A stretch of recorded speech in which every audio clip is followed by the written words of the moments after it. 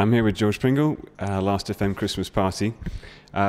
George, you originally were in a punk band and then you switched to using GarageBand. So why the switch?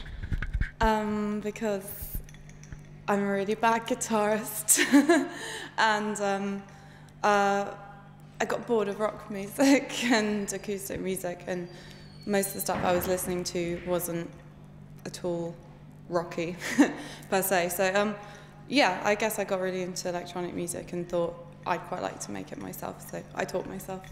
Was there a reason for using GarageBand more than anything else? Because of its ease? It was on my Mac. When I got it, it was on my Mac, and I just started playing around with it. I still haven't bought a microphone or a keyboard or anything. I'm kind of using musical typing and the inbuilt mic. But yeah, it was there. And you do everything with the keyboard? Yeah, you on your, like HIJKL kind of bit, you type it like on a piano keyboard. So you have to play your, yeah. Makes sense in my head. It's quite hard though, because it has no touch sensitivity, so it doesn't ever really sound like you're playing a proper piano. But I think that's how half the weird sounds came out, because when you're using a synth anyway, you don't need the same kind of sensitivity that you do with a piano, so it was fun, really experimental. We've got a resource on Last FM where we just talk about the ways that new bands can use the internet and new technology to help take control of their music, basically. What kind of advice would you give to new musicians about how to kind of promote themselves and make the music that they want to make?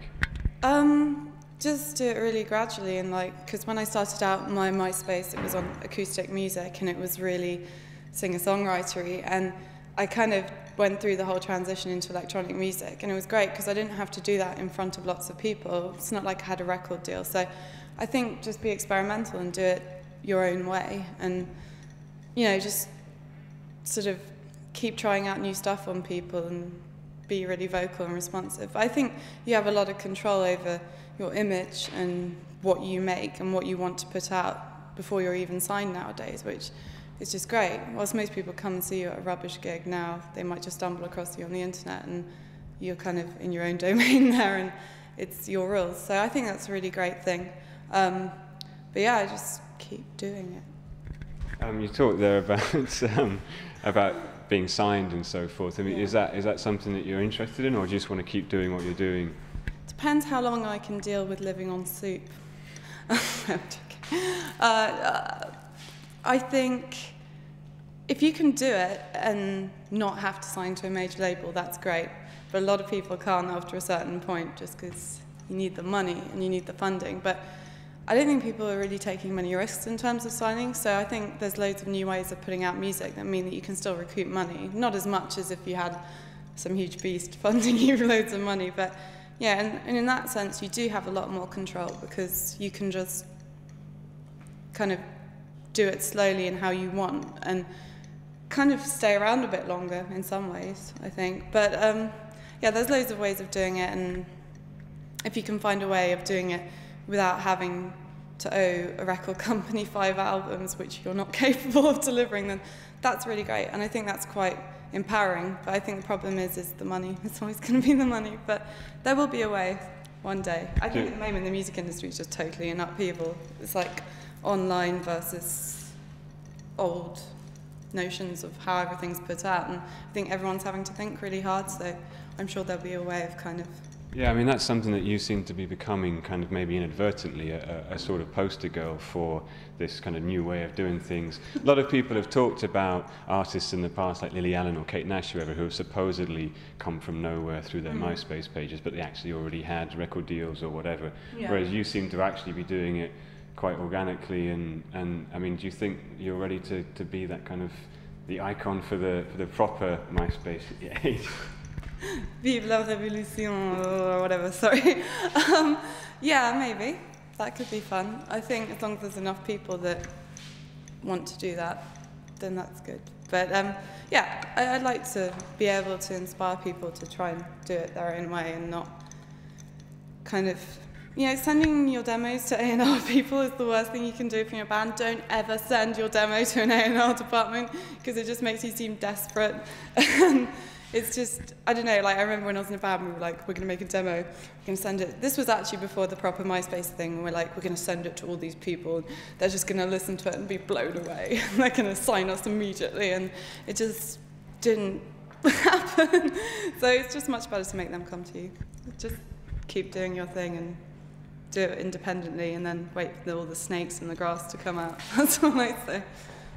You're getting quite a bit of attention now, I guess, and I was reading some of your interviews, and you said, in reference to your song One Night in Coco, that it was about bands who were kind of once good and then got kind of overhyped and overplayed, and it kind of killed what might have been interesting about them in the first place. Yeah. Do you worry about that happening to you? No. I haven't even... Just because the hype seems to be building. I don't know. I don't think it's ever... I think it's slightly too obscure to be that well received, and if it was, then I don't know, I'd probably run away and not do it anymore. I think that, like, it's nice to have exposure and stuff, but, like, stuff like Justice, I really like the Justice album, but I name-checked them on that because it was something, like, you know how We Are Your Friends came out eons ago, and it's still being played every Saturday night like it's the freshest thing in the world, and it's kind of like the status quo stuff, like, you know, like with the Killers and the Future Heads and stuff, and yeah, I do worry about that kind of thing, but I don't think that ultimately it's going to happen to me unless someone does a really good remix. Well, you should get LCD to do one, right? Yeah, that would be amazing, but they probably won't like me for calling my song LCD, I love you, but you're bringing me down. Why is that? Why are they? It's just a joke, it's like a wordplay. But actually I didn't like their new album as much as their old stuff. But there are some really brilliant moments, but I didn't think it was as progressive as it could have been. But yeah, he's God, so I'm not going to say anything bad. They're fucking amazing live. They're just so, to me, like listening to James Murphy, and it kind of reminds me of the stuff I love, like Talking Heads and stuff, and like they're just so happy and stuff, you know, but without being monotonous and sticking to really formulaic stuff. You know, there are formulas and stuff, but yeah, LCD Sound System totally changed the way I look at making music, and I'm glad that people that weren't into them before, that heard the new album, really liked it, might go on and use that as a kind of influence, because it's definitely the right track. You don't need any more The bands, unless they're The Kills, then it's okay. But I mean, The bands, yeah. You need more people like LCD Sound System, definitely. You're saying they're funny, and that's something obviously that comes out in your lyrics. You've got, you know, your kind of humorous and witty lyrics, but they're also, I found, full of kind of nostalgia. Yeah. Seems to be a lot about. You seem kind of older than your years, I guess, is one way of putting it. Just there seems to be a lot of, my stage age, just a lot of stuff about time passing and kind of missing old things. Is that? Yeah, I think nostalgia is really important to what I'm doing, because a lot of the time nostalgia is probably the only thing that actually affects me, genuinely. I think anyone can relate to that, because some people, you know, they don't get sad about relationships or whatever, but they do about stuff that really gets them, like, to be young, or to everything to feel like the first time. So I think a lot of that does come into what I'm doing, but at the same time, like, I don't know about it. I always think I sound slightly naive, but I guess that's why when you listen back to something, you sort of go, I sound a bit like I don't know. I was actually going to ask on that point as well. It's like you are quite personal and quite spontaneous, it seems, in what you're writing and talking about. And I'm just wondering what you think in like 5 years' time, where you look back on it and be a bit like, oh, I can't believe I was saying all that so openly to so many people. Probably, I do that already. I don't know about that actually, because I do actually. I don't know. I agree with that, because I think I will feel a bit odd about this, but then. There's hundreds of 14-year-olds saying much more personal stuff in their blogs and putting it on the web every day. Like, I've kind of blurred stuff in my head so that one day I'll try and explain it. Like, what's not the truth, but what's mystique, and that's part of being in a band or being an artist. It's like, you have to protect yourself. So whilst it seems like I'm being very open up and stuff, I think I always try and find a way when I'm writing of kind of. But equally, the best stuff does come from the heart, and it's really up front. And it's like so many authors would basically write their personal experiences and put them under the guise of other characters in a different plot in a different place. And I just think it's quite funny to be really confrontational with it and go, okay, well, but you know, there's some things I would never do. Like, I'd never like really talk about like the worst things that have happened to me in the worst situations, because even if someone's been a dick to you, you have to respect them publicly. And I don't know, I just like kind of, but I also like doing more kind of fictional stuff, like Fellini for Prime Minister and stuff like that, stuff that's based on dreams and stuff, because when I do free writing, I've written a lot about dreams, and like that really fascinates me, just sort of this stuff that's semi-real but it's not, and it's kind of drawn from your own experience. Like, yeah, I like that. I like using imagination, but my problem always was I didn't have enough imagination to write about other stuff.